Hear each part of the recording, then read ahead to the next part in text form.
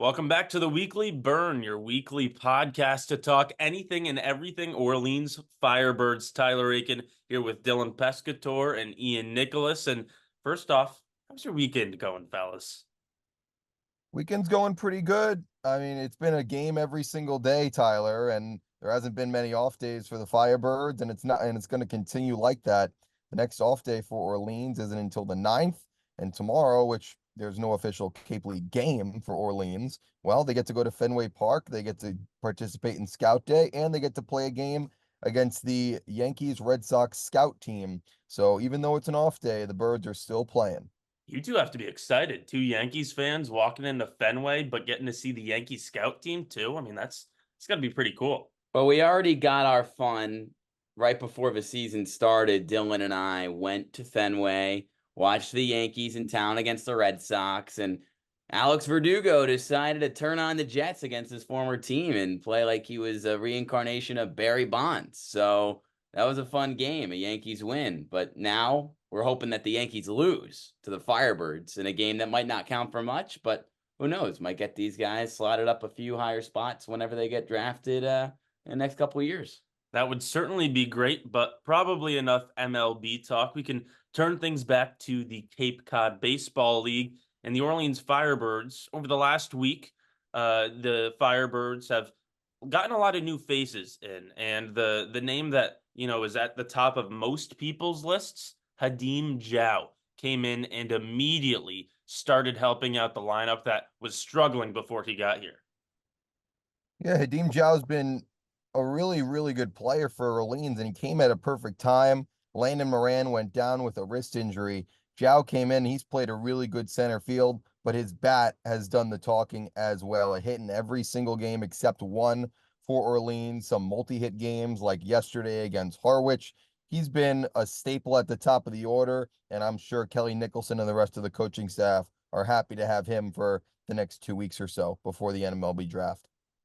Yeah, right. To piggyback off of that point, not much more I can say on the production front because it's a small sample size, but he should only get better and better as he continues to make the adjustment from metal bat to wood bat. Also spent some time at the MLB draft combine right before coming to the Firebirds, but he's going to get drafted very high this year. I don't want to say he's going to be the highest drafted Firebird, but on this current roster, he's a projected top 200 pick in the Major League Draft. And we've only seen him play in the outfield with Orleans, but he also caught at Loyola Marymount. He can play the corner outfield. We've seen him pretty much only in center field, but if he continues to swing the bat the way he has, and he really hasn't shown off the power he has too, but he has that as well. He's got all the tools to not only succeed and try to keep this offense afloat over the next couple of weeks, but push the Firebirds to a few wins and then push his draft stock up a little bit as well.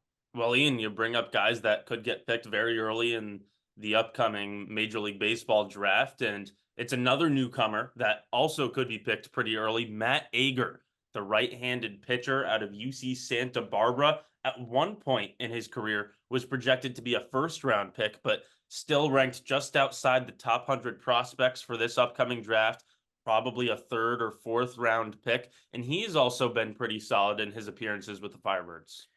Yeah, I think he's probably got a little more time to try to prove to scouts that he is more of a player that he was in 2023 than the pitcher that he was in 2024 because he dealt with a bit of an off-season injury headed into his latest season at UCSB that knocked him out of his starting rotation and moved him back to the bullpen, where they still used him in high-leverage situations, but he was supposed to be a starter for a team that's really good out on the West Coast and usually makes it to a regional. So he's only made one appearance with the Firebirds. It went 2 innings. And, Dylan, I know you've brought it up time and time again with pitching coach Jim Lawler, throw the first appearance out the window. But he gave up 2 runs off 3 hits. He struck out 1. He walked nobody. So I think Matt Ager has a chance. He'll probably appear, maybe 3 or 4 more times, maybe even more before he maybe hears his name called in the middle of next month.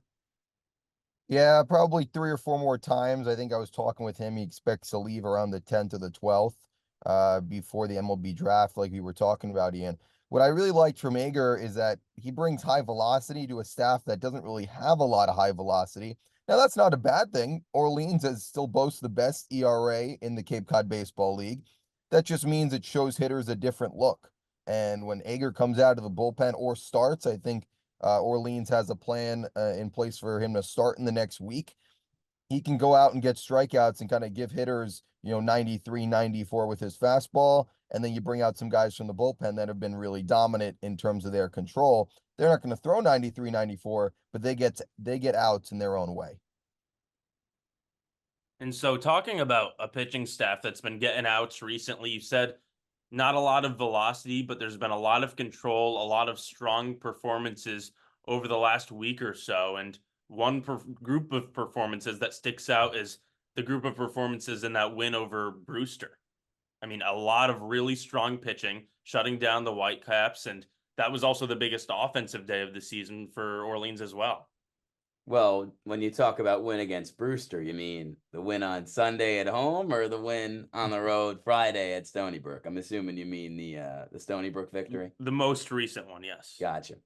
So yeah, 5 runs across the board in that game for the Firebirds. That's nice to see because, as you mentioned, when the guys pitch so well time in and time again, as they're still towards the top of the league in terms of lowest ERA, it's nice to see them get rewarded with a victory and for their good efforts not to go down in vain. So it started with 3 innings for Matthew Dahlquist, another West Coast guy who got hit around in his first start of the season at Hyannis, but came back through 3 innings and was in command of really all 4 of his pitches through strikes and limited damage on the base paths. And then you saw Miles Costola, who, Dylan, I know you're a big fan of. You had the chance to talk to him the next day. Admitted to you that, again, I don't throw the hardest, but he trusts his stuff. He threw it for strikes, and he gave the Birds, I believe, 3 scoreless out of a bullpen. You go to 2 more innings from Itsuki Takamoto, who is one of the best personalities on this team. And, he gave up a 2-run home run, but he comes back the next inning in the 8th, and he throws up a 0, and he keeps the game where it's at. He protects a multi-run lead for the Firebirds. And then, Sean Matson, we don't even have to talk about this guy anymore because you just know the story. He comes in the 9th, he gets the outs, and he does his job. It was a little unconventional this go-around because, Cooper Vest comes to the plate for Brewster, hits a pop-up to right field, and unfortunately, Lorenzo Miola and Evan Griffiths collide into each other, and they both go down for a few minutes. And then Matson, I think, walked the next guy, and all of a sudden, 2 on, 2 out. Is Sean Matson going to blow a save? No, he didn't. He settled down. Jim Lawler talked to him for a second, and he got out of there. So Matson takes care of business. Takamoto works through some up and downs in 6 really strong innings to start for Dahlquist and Costola. Ian, you said Takamoto threw up a 0. He also threw up a 66-mile-per-hour curveball that picked up a strikeout. He might have the slowest velocity on the team that he can use in the most dangerous ways. It's just very impressive to see. He was bragging about it the day after, talking about how slow he can make his pitches go.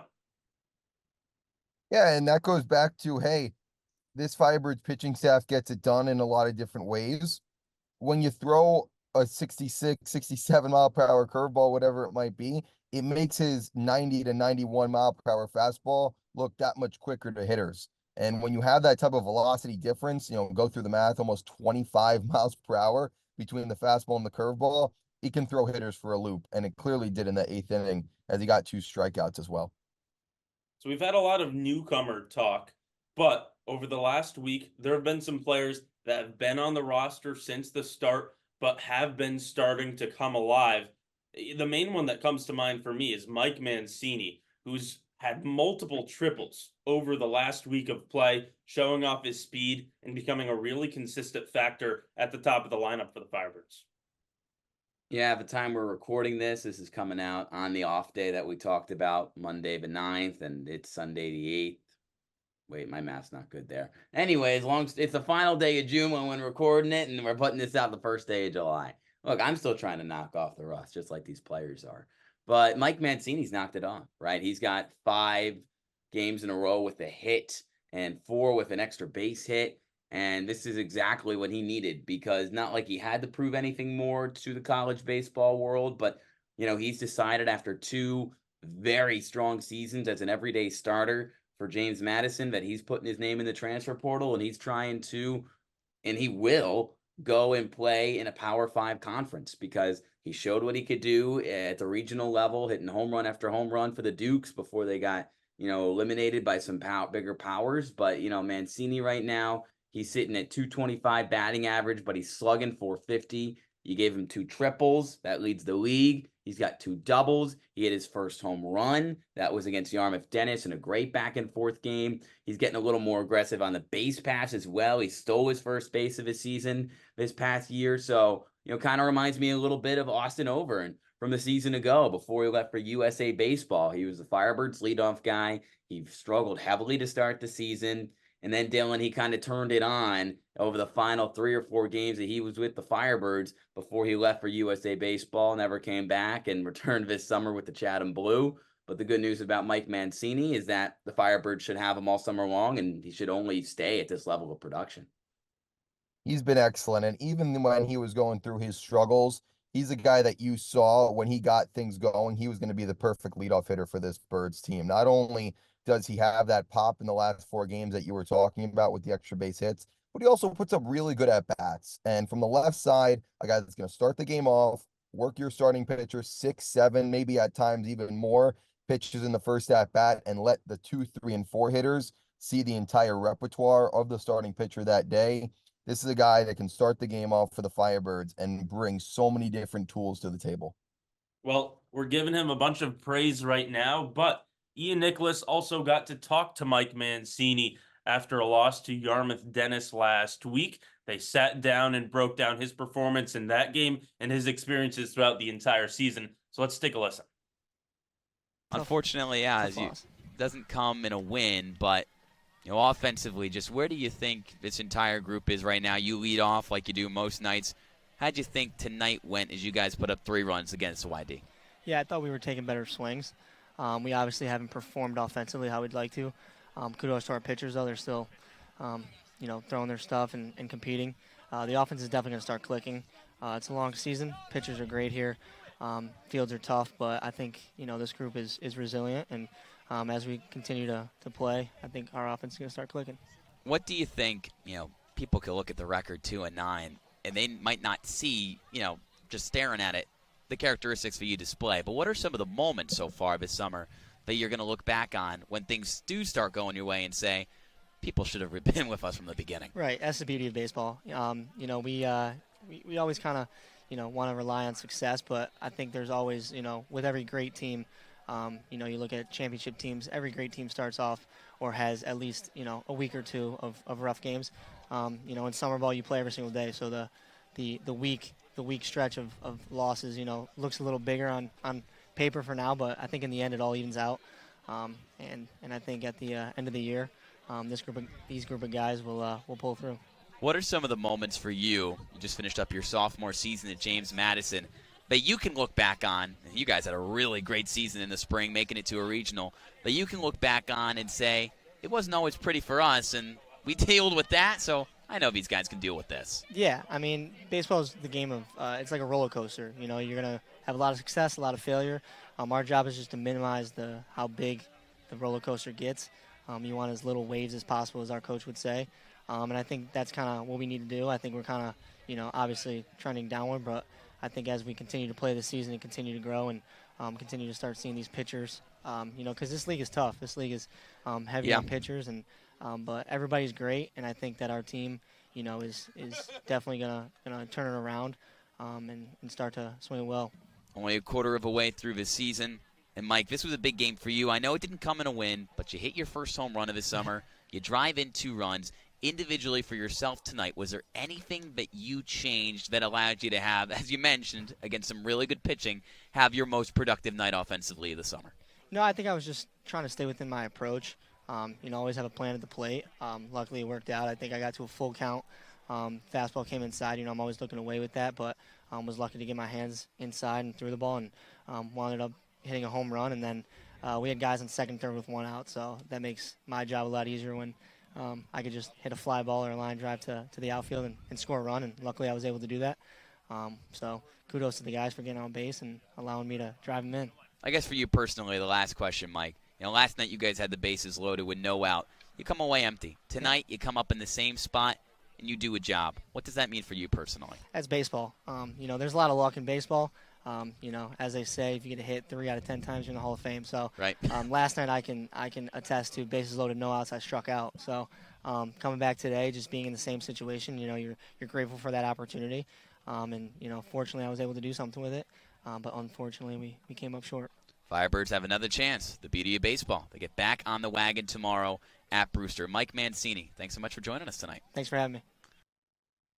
Thanks, Mike, for taking the time, especially after a loss. No, it's not always easy, but appreciate all the Firebirds players that have talked to us and shared their stories throughout the season, and hopefully they'll continue to do so as we move on.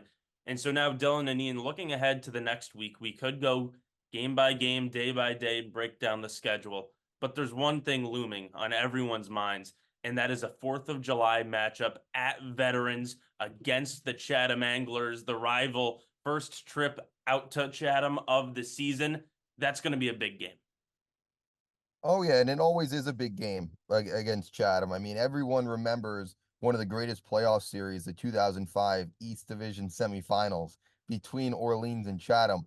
And that was a series when you talk to people who were around, you know, we were 2 and 3 in terms of our age during that time. When people were watching, they said these two teams were head and shoulders above everybody else. Whoever was winning that series was winning the championship. And in the first year as manager of the Firebirds, Kelly Nicholson and his Firebirds did win the championship that year, the last time the Firebirds raised the Arnold Mycock Trophy in the Cape Cod Baseball League.